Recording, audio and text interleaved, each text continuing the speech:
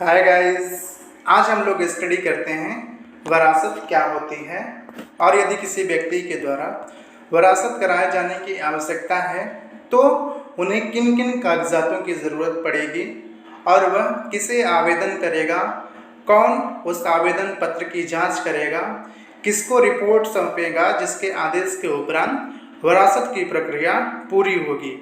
तो आइए स्टडी करते हैं, आइए अध्ययन करते हैं कि वरासत क्या होती है।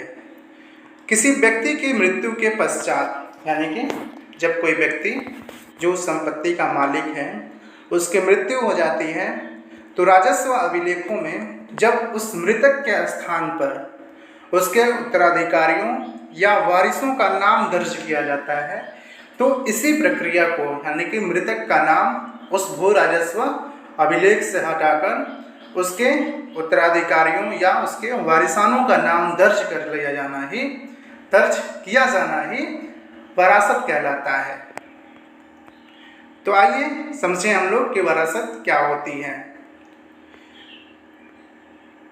जब कोई जमीन, जायदाद या संपत्ति पिताजी या दादाजी की मृत्यु के पश्चात उनके वारिसों या उनके उत्तराधिकारियों के नाम चढ़वाई जाती है तो इसी स्थानांतरण को, जिसके माध्यम से मृतक का नाम हटाकर उनके वारिसों का नाम चढ़वाया जाता है, इसी प्रक्रिया को वरासत या गांव में फौती कहते हैं। यानी कि जब भी उस व्यक्ति की मृत्यु के पश्चात उसकी संपत्ति, उसके जायदाद में अब राजस्व अभिलेखों से उसका नाम हटाकर उसके उत्तराधिकारियों का नाम चढ़वा दिया जाता है तो इसी चढ़ाने की प्रक्रिया को ही वरासत कहते हैं।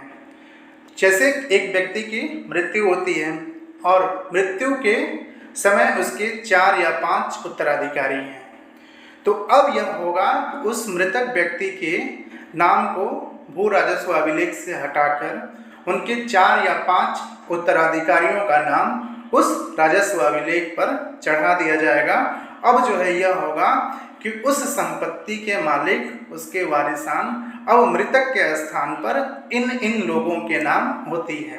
तो इसी नाम चढ़वाने की प्रक्रिया को ही वरासत कहते हैं। तो आइए अब हम लोग समझते हैं कि वरासत से संबंधित क्या विधिक प्रावधान है, किस लॉ के तहत, किस विधि के तहत यह वरासत की प्रक्रिया कराई जाती है। तो उत्तर प्रदेश राजस्व संहिता की धारा 33 वरासत से संबंधित है।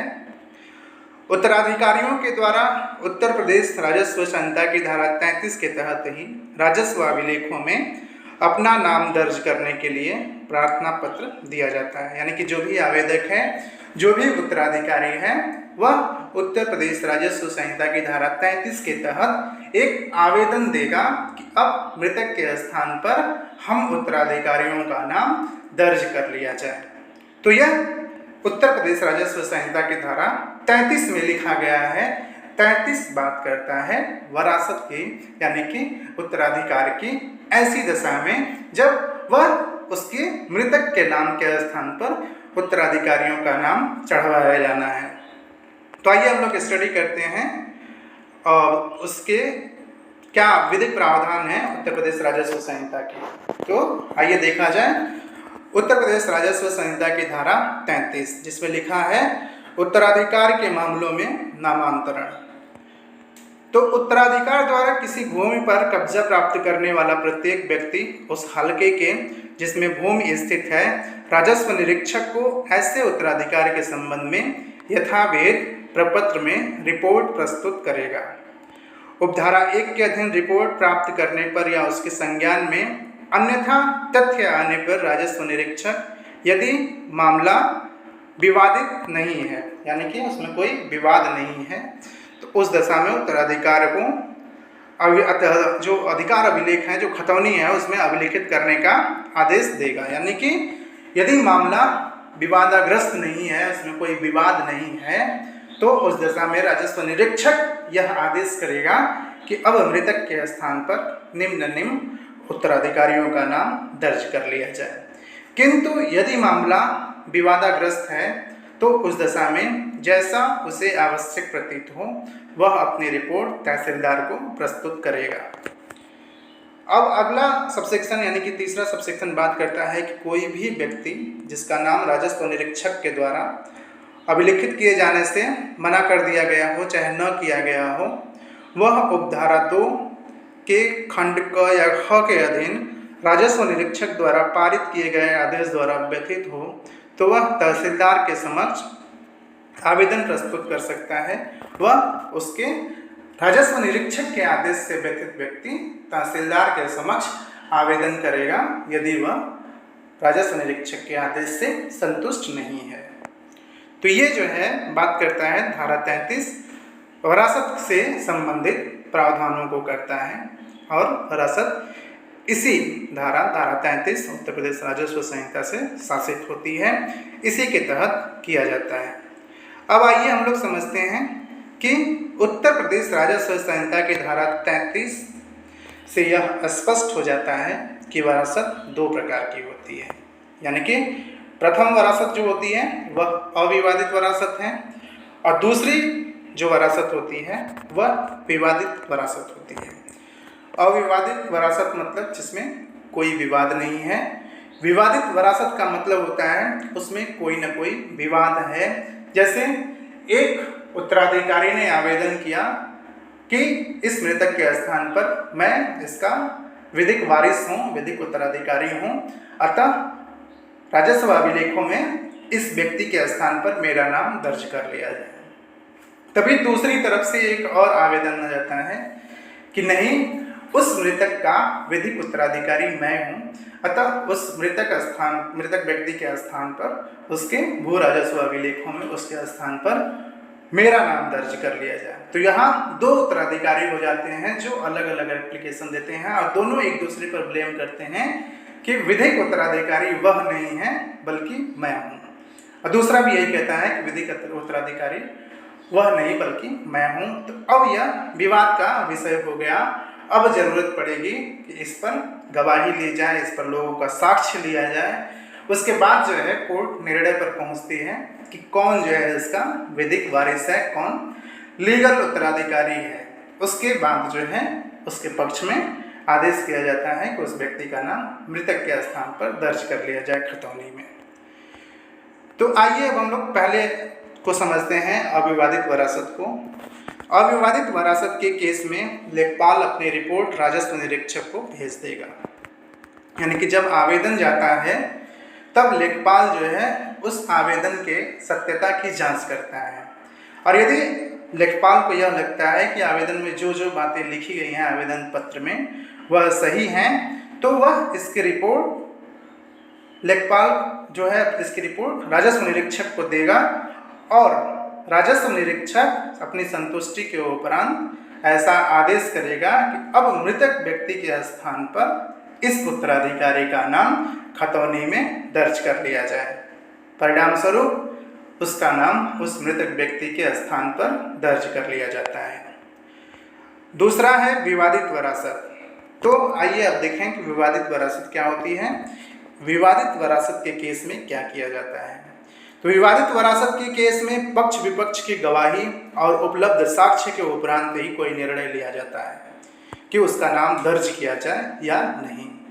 यानी कि 2 उत्तराधिकारियों के सीन में जो एक दूसरे को ब्लेम करते हैं कि वह विधिक उत्तराधिकारी नहीं है बल्कि मैं हूँ, तो उस केस में मामला कोर्ट में जाएगा, उस पर मुकदमा चलेगा और दोनों की गवाही ली जाएगी, दोनों की तरफ से साक्ष्य लिया जाएगा और साक्ष्य लेने के उपरांत जो भी स्पष्ट हो कि उस मृतक के विधिक अधिकारी उत्तराधिकारी ये व्यक्ति है, तब उस संतुष्टि के उपरांत न्यायालय के द्वारा यह आदेश दिया जाता है कि अब जो है उस मृतक के स्थान पर इस व्यक्ति का नाम एक उत्तराधिकारी के तौर पर, एक वारिस के तौर पर दर्ज किया जाए। अब आइए हम लोग स्टडी करते हैं कि वरासत के लिए क्या क्या जरूरी कागजात होते हैं। यदि किसी व्यक्ति के द्वारा वरासत कराए जाने की आवश्यकता है तो उसे ऐसे कागजों की आवश्यकता होगी, ऐसे डॉक्यूमेंट की आवश्यकता होगी जिसमें पहला होगा खातेदार अर्थात मृतक का पहचान पत्र, यानी कि उसका आधार कार्ड इत्यादि। दूसरा होता है खातेदार की मृत्यु का प्रमाण पत्र, यानी कि उसका मृत्यु प्रमाण पत्र, डेथ सर्टिफिकेट चाहिए। क्योंकि विरासत होता ही यही है कि उस व्यक्ति की मृत्यु के पश्चात उसके उत्तराधिकारियों का नाम राजस्व अभिलेखों में दर्ज कराया जाना। तो पहले साबित करनी पड़ेगी कि उस व्यक्ति की मृत्यु हो गई है, तो उसका मृत्यु प्रमाण पत्र भी चाहिए। उसके बाद है सभी वारिसों के आधार कार्ड, जितने भी उत्तराधिकारी हैं उनके, जैसे बच्चे हैं, पत्नी है, पति है, जो भी हैं उन सब का भी आधार कार्ड लगेगा। इसके बाद खातेदार की सभी खतौनियाँ, जिस जिस जगह पे उसका कोई खेत होगा, कोई ज़मीन होगी, उन सारी खतौनियों की ज़रूरत पड़ेगी। और सारी खतौनियों में संतुष्टि के उपरांत उन हर जगह मृतक के स्थान पर उन उत्तराधिकारियों का नाम दर्ज कर लिया जाएगा। अब आइए हम लोग प्रपत्रों की चर्चा करते हैं कि लीगल रूप में, विधिक रूप में किन किन प्रपत्रों से होकर यह विरासत की प्रक्रिया गुजरती है। तो पहले आता है प्रपत्र संख्या 9।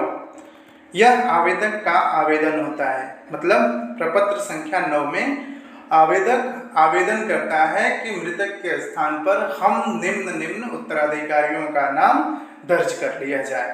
तो यह आवेदन जो है प्रपत्र 9 में जाता है। प्रपत्र 9 का आवेदन जब पहुंच जाता है तो लेखपाल जो है अपनी जांच करता है कि आवेदन में जो जो बातें लिखी गई हैं वह सही हैं या नहीं। यदि लेखपाल संतुष्ट हो जाता है तो प्रपत्र 9 में यानी कि 9A में वह अपनी जांच की रिपोर्ट राजस्व निरीक्षक को सौंपता है। और 9B में संतुष्टि के उपरांत राजस्व निरीक्षक उचित आदेश पारित करता है और कि अब मृतक के स्थान पर इस उत्तराधिकारी का नाम राजस्व अभिलेखों में खतौनी में दर्ज कर लिया जाए। तो ये प्रक्रिया होती है जिससे विरासत होकर गुजरती है। यानी कि पहले प्रपत्र 9 में आवेदक आवेदन देगा, 9A में जांच के उपरांत लेखपाल अपने कानूनगो को रिपोर्ट देगा और 9B में संतुष्टि के उपरांत लेखपाल के रिपोर्ट की संतुष्टि के उपरांत 9B में राजस्व निरीक्षक अर्थात कानूनगो आदेश देता है कि अब उस मृतक व्यक्ति के स्थान पर इन उत्तराधिकारियों का नाम दर्ज कर लिया जाए। तो ये आज हम लोगों ने स्टडी किया कि विरासत क्या होती है और विरासत के लिए किन किन चरणों से होकर गुजरना पड़ता है, विरासत कराने के लिए क्या महत्वपूर्ण दस्तावेज होते हैं। तो बहुत बहुत दोस्तों आप सबको धन्यवाद।